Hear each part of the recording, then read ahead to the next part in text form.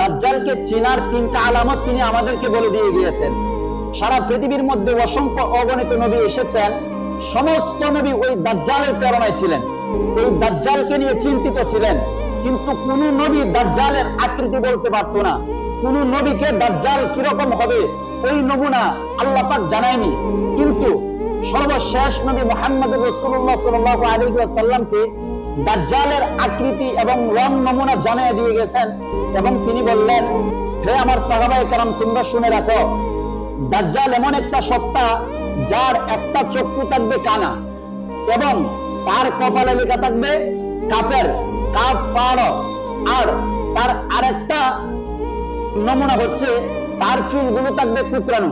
তখন সাহাবায়ে কেরাম রাসূলুল্লাহ সাল্লাল্লাহু আলাইহি ওয়াসাল্লামকে প্রশ্ন করলেন, ওই ব্যক্তি কি দাজ্জাল হবে?